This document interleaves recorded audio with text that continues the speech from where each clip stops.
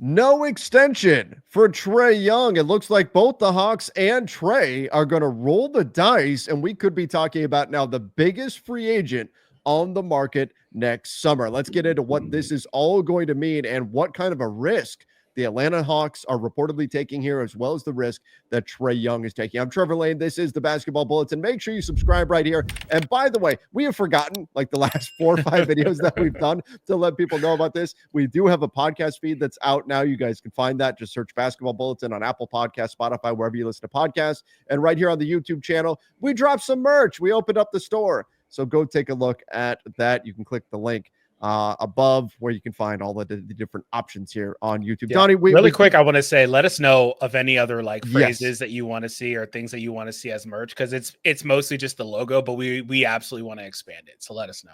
That's right. Let us know in the comment section what other kinds of merch you would like to see aside from just the Basketball Bulletin logo. All right, let's get into this. So this is the latest from Jake Fisher on Trae Young. He is extension eligible. They're all eyes on Trae right now because De'Aaron Fox got his extension done. Luka got his extension done. League sources tell me there are no plans for Young and the Hawks to engage in extension talks this summer. Mark Spears mentioned it the other day that there was disappointment on Trae Young's side, that they had not broached the issue of an extension for him. Donnie, even if Trae says, I want to wait, and there is some financial reason potentially for him to wait a year, even if Trae says, I want to wait, I think there is a respect factor here where if you're the player, you want to hear the team say, hey, if you're interested, we would like to keep you. We would like to talk about an extension. Oh, you'd prefer to wait? That's okay. We're okay with that too. Kind of the Lakers offered Austin Reeves that extension, knowing he was going to turn it down. But just out of respect, we want to make sure we offer it. We show that we want you. If you have any interest in this, cool. We don't expect you to. And if you don't, we'll move forward from here. But the Hawks not actually initiating that conversation, I think that is what disappointed Trae Young. Yeah, I would agree with that. However, the incentive for him to potentially go into next season and extend later is there, but I wonder if they didn't initiate that because that would have probably had to have been the max available extension.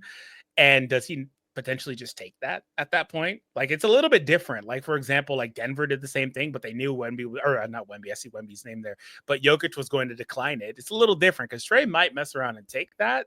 So maybe that's right. part of it. But I agree with you, though, the respect factor of just offering something that's, worthwhile, because they can't just throw him a $30 million deal and expect him to be happy about that. So no, of course not. But as Fisher has here, sources say Young's side has actually been resigned for some time to the prospect of seeing out the final guaranteed year. And by the way, to your point, like if you were to offer Trae Young a contract, if you were to say, hey, let's talk about an extension, that doesn't mean you actually have to put the document in front of him and have him sign it. You could say, hey, we'd like to talk about it. Oh, it doesn't make sense for you. Okay, no problem.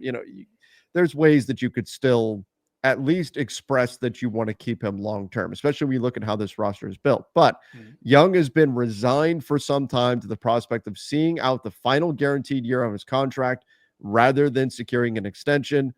His current contract worth excess of $200 million. Then he has to make a decision on a $49 million player option for next year. So that's where there's a little bit of security. I mean, frankly, a lot bit of security, $50 million almost on the books for next year for Trae Young on a player option. So that does give him that fallback. Should he have some type of significant injury or something like that, he at least has that money that's sitting there for him. And again, it's a player option. So if he wants it, it's there. But from the Hawks perspective, even though you might feel pretty comfortable moving forward, and I have had some Hawks fans tell me, well, but they really want to figure out Dyson Daniels' extension first and then get a sense of how much money they've got for Trae. But the reality of the situation is Trae Young is probably going to hit free agency next summer, or at least have the ability to do so. Maybe he signs an extension June 30th with the Hawks. That's possible. He never technically hits free agency, but the option will be in Trae Young's hands now. The ability to leave will be held by Trae Young. Yep, that's summer. What you forfeit here by not extending him now or this summer. At some point during the season, even if you go that far in, you forfeit the flexibility in terms of, or the optionality in terms of like do we keep this guy? Because Trae has all the leverage. Now you can say, okay, well, we just want to move on. And in that case, then you're not too mad about that. But Trae has the leverage. He can say, I want to re-up for X amount of years. And if you don't do it, I'm going to go elsewhere. There are going to be teams that are potentially going to be, having cap space. Maybe one of those teams could pursue Trae Young. And then he also, if for whatever reason he needs to opt in, he can opt in, and then you can do this dance again a following year later.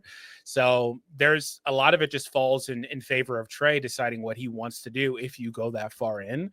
And so, like we said last time we talked about this, I mean, the fact that they haven't worked this out tells me that there is probably at least a little bit, whether they want to figure out some other things first, there's probably at least a little bit of concern as to whether or not he's their guy, how much money he's going to be commanding, things like that. And I think that's fair if you're an organization doing your due diligence. But Yeah. I also think that if you've got a Trae Young, you want to lock him up. But a lot of people, we've talked about this stuff recently with these maxes. A lot of people feel he is or isn't a max player. You can't pay him a max salary, things like that. So it's interesting for sure. But if he, for some reason, makes it to free agency next offseason, he could be the best player on the market at that point, or one of the best players on the market anyway.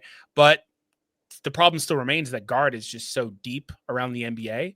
And so a contending team may or may not be able to talk themselves into a Trae Young. Maybe he's an upgrade of their pre-existing starting guard, though. Well, and I think this is part of the thought process for Atlanta too, is looking around. Like here's, Fisher noting that there was a point where Trae Young's camp looked at him as the combo with Wemby, that he was going to be the optimal playmaker. And that was something we talked about quite a bit. Mm-hmm. But then De'Aaron Fox beat him to the punch.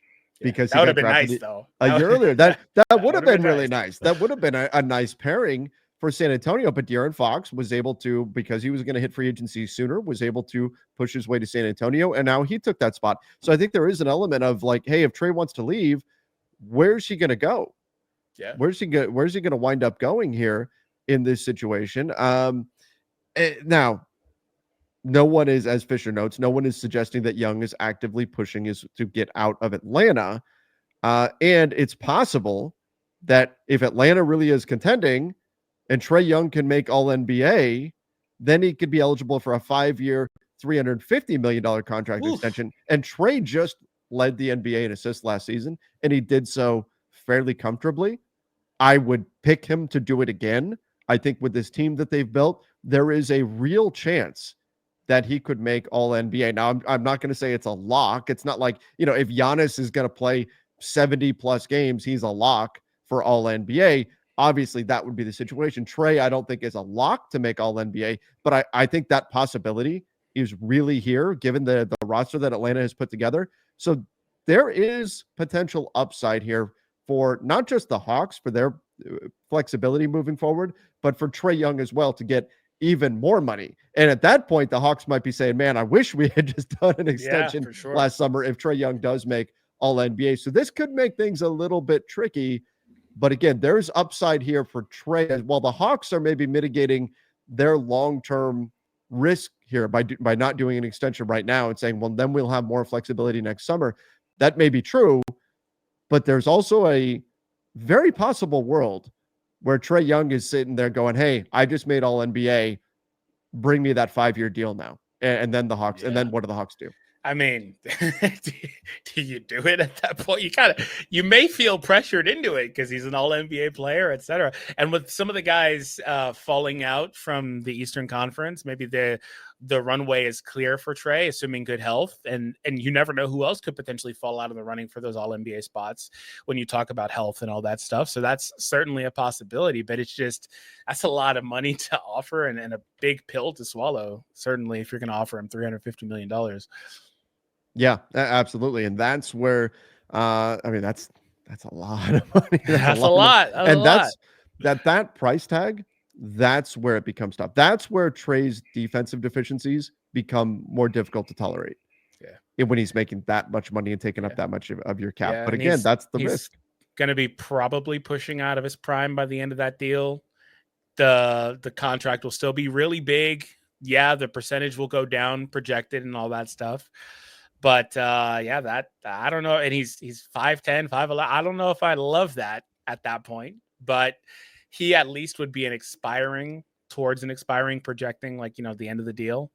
I mean, in But it's terms of tricky, man. 2026 free agency, he's the number one guy, right? Yeah. Like, and I'm not saying he's better than LeBron or better than Just Durant, but because the age. just because of age. In terms of if a team's gonna go make a long-term commitment to a free agent, he would, I believe, immediately be the top guy in free agency for 2026 if the Hawks don't get this extension done. Yeah. And look at this list, by the way. If you're a team trying to worry about cap space next offseason, while you can do more with it than sign free agents, like you can absorb players or whatever, there's Yeah. not really a lot of guys out here that are free agents next summer that are Yeah. super duper good. Like, especially like if you're looking for a star player.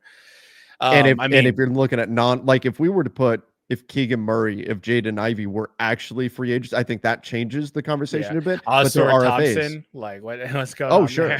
Right, but Like, that's a team option. I mean, yeah, these those are aren't. names that are on here, but are not really going to be on here. And Yeah, that's they're also just where, not. I mean, Lakers big man DeAndre Ayton has got to be looking at the market and going, I have a good year, He can. and He's yeah. I could really be, because I have a player option. I could really be a free agent. Yeah. There's not a whole lot of other players I mean, to speaking spend of the on here. Lakers, LeBron and AR are two of the top free agents this Absolutely. upcoming offseason, potentially as things currently stand. So, like, if you're the Lakers and you're looking to try to get somebody off the market, again, you could do more with it. You could maybe pull a trade in. You If you're may the Lakers, you're wind up back probably with the hoping same Trae Young guys. is on the market That I mean, to take some of the to take, attention away from yeah. I LeBron and thought you were Austin saying Reeves. you wanted to put him with Luke. I was like, wait, what? But no, I got it after. Yeah, yeah. If he goes out there, he's gonna suppress the value of some of the other guys, I think. Yeah. So that's something to consider too here. Like Trae, I think, and there's some other worthy names, no question, Yeah, but Trae KD there. becomes the top guy in free agency next summer if he does indeed hit the market. And that's something the Hawks have to be concerned about too, because there are teams that will probably go after him. Is he a perfect fit everywhere? No. And that's the challenge, where like if Giannis were a free agent, everybody's going after him, right? And he can fit anywhere. The same is cannot be said of Trae Young, but I would still be shocked if there were anything less than 5 or more teams that were Yeah. making serious inquiries into landing him if he's a free agent. Yeah, I would maybe disagree a little bit on the Giannis piece because I do think that he can't fit anywhere. I think not because his skill set, but also because his skill set, if that makes sense. You need shooting around him. You need the floor space. Sure. You got to have a lot of that around him. But the point is, like, he's so good, but everybody's every gonna go team would after him. make the changes you need Yes. to make him work. So Right. yeah, that's just me nitpicking. I'm sorry. No, but you're fine. but with Trae Young, yeah, I do think that like he has some very real problems that you just kind of can't get over. Again, he's short. That matters in the NBA. And he's not good on the opposite end of the court. That obviously would be something you'd have to account for. You'd need to put something similar to what Atlanta has done with these switchable guys around him. I was listening to the Hoop Collective earlier, and they were talking about this on their pod that went out yesterday.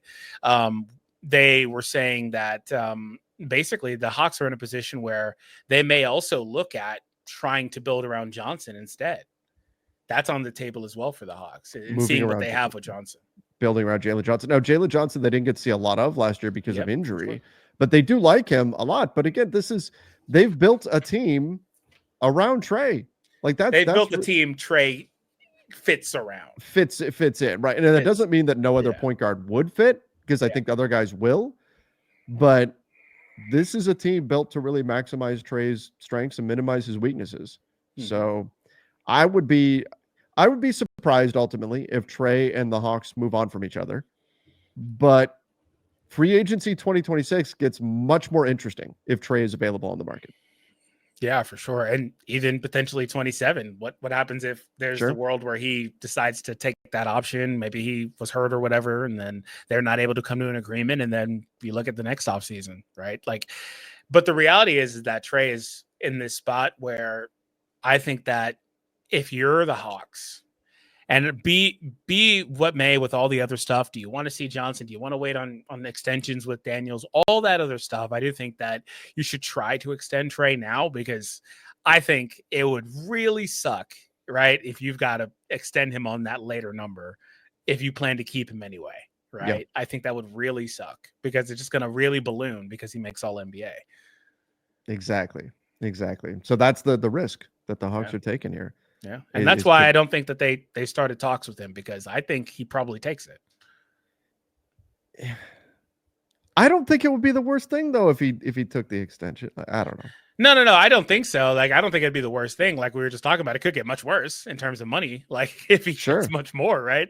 But if you present an extension offer like that to Trae, I do wonder if he takes it. But conversely, maybe Trae is just locked in on, hey, maybe I'm gonna go out there. This team fits perfectly around me. I feel like I can really show what I can do, and I'll be maximized this season. And assuming good health, which obviously you're going to assume, I'll go out there and I'll make an all-NBA team. And this team will be really competitive with the East Open. We'll be back in the conference finals again. Maybe he's thinking all of these things and he could really come up. And maybe that's what he really wants to do. He could make himself a lot of money if the Hawks are willing to play ball at that number. But it does appear no extension for the Hawks, for Trae Young. Both sides potentially rolling the dice a little bit here, but the Hawks not willing to have that conversation. I can tell you this. It'll get done tomorrow. It'll get done tomorrow. 3 years ago, they're having these talks 100%. Yeah.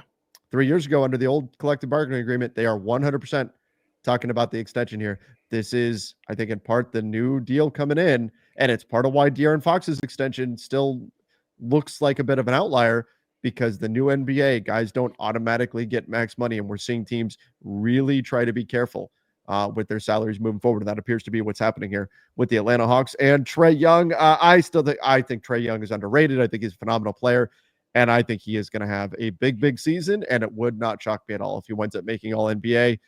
And then the conversation gets really interesting for Atlanta next summer. Really suck for Atlanta. At that point, man, you may just got to let him go if you want to. If you want to go somewhere else, you may. Atlanta's going to be like resting him and stuff like that to try to pull his numbers. Trae, we're only playing you 15 minutes tonight. We got to pull your averages down. We can't have you make it all NBA. Watch him go out there and put up 26 and 12 and be like, well, pay me. That's very much in the realm of possible outcomes here. But everybody, give us your thoughts. Is Atlanta making a mistake here by not doing an extension with Trae Young right now and waiting? Could it turn out to be something that bites them? Or will they have enough optionality next summer to where even if they lose Trae, they've got a solid team of wings built out. Guards are easier to find. Can they go find somebody to replace him? Is that making it a little bit easier to take this risk for the Hawks? Give us your thoughts in the comments down below. Don't forget to check out the story here on the YouTube channel and go search for the podcast feed on Apple Podcasts, Spotify, wherever you listen to podcasts. Till next time, everybody. See ya and stay safe.